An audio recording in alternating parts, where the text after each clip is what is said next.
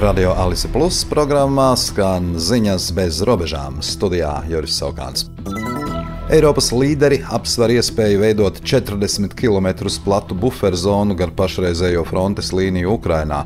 Tā, atsaucoties uz avotiem diplomātu aprindās, raksta tīmekļa izdevums Politico. Militārās un civilās amatpersonas buferzonu apspriežot gan kā vienu no iespējamām miera līguma punktiem starp Krieviju un Ukrainu, gan kā Ukrainas pēckara izkārtojuma sastāvdaļu. Nav skaidrs, vai šo ideju pieņems Kijeva, jo tā no Ukrainas, domājams, prasīs teritoriālu piekāpšanos. Nav arī skaidrs, cik liels karavīru skaits būs nepieciešams šādas zonas kontrolei. Saskaņā ar Politico avotu teikto runa varētu būt par 40 līdz 60 tūkstošiem karavīru.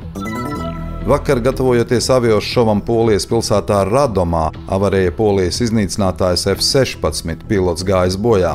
Polijas medijos publicētajos video materiālos bija redzams, kā lidmašīna veica akrobātisku manevru, pirms nogāzās uz skrejceļa un uzliesmoja. Valsts sociālās apdrošināšanas aģentūra ir saņēmusi no Krievijas pensiju un sociālās apdrošināšanas fonda aktualizētos pensiju saņēmēju sārakstus. Krievijas pensijas izmaksās 9400 Latvijā dzīvojošo personu. Atbilstoši sarakstiem pensijas tiks izmaksātas līdz 10. septembrim. Krievijas pensijas Latvijā dzīvojošie Krievijas pensionāri saņems par visiem 9 šā gada mēnešiem vienā maksājumā. Lauka atbalsta dienestā līdz 25. augustam lauksaimnieki bija iesnieguši informāciju par šā gada nelabvēlīgajos laika apstākļos cietušajām platībām 79 000 hektāru apmērā. Kopējie provizoriskie zaudējumi tiek lēsti gandrīz 93 miljonu eiro apmērā. Lauksaimnieki turpina iesniegt informāciju par cietušajām platībām. Ministru kabinets 5. augustā ārkārtas sēdē aptaujas kārtībā nolēma izsludināt ārkārtējo situāciju lauksaimniecībā visā Latvijas teritorijā līdz šā gada 4. novembrim, lai novērstu salnu, lietavu un plūdu izraisīto seku draudus. 6. septembrī Daugavpilī un Līvānos notiks biedrības Tiesiskums LV advokātu fórums.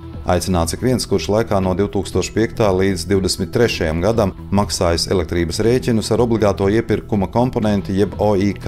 Kā Eiropas tā Latvijas Saeimas līmenī šis maksājums atzīts par prettiesisku, un 2023. gadā to pārtrauca iekasēt.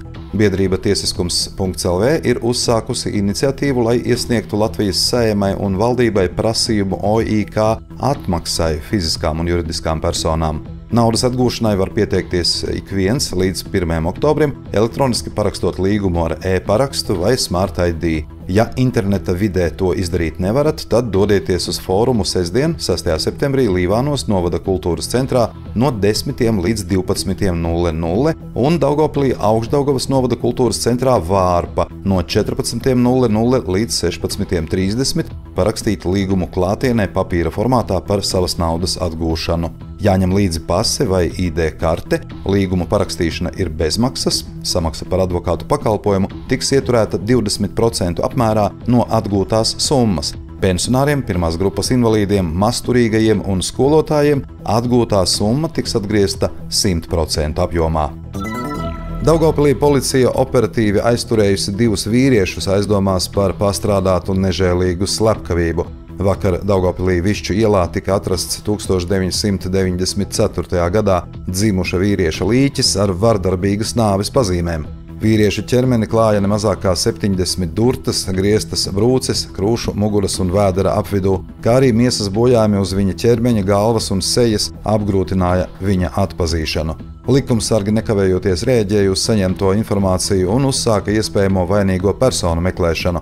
Tās pašas dienas laikā izdevās aizturēt iespējamās vainīgās personas 2003. un 1993. gadā dzimušus vīriešus. Uzsākts krimināla process, turpinās izmeklēšana. Likumsargi aizturēja un ievietoja īslaicīgās aizturēšanās vietā abus šos vīriešus. Abi aizturētie jau iepriekš ir nonākuši tiesību sargājošo iestāžu redzeslokā.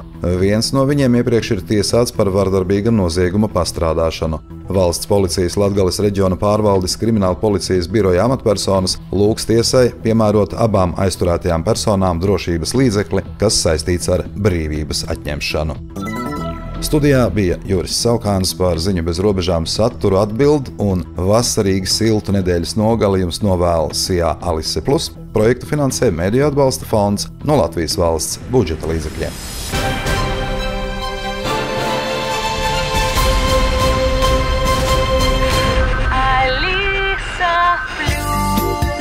Radio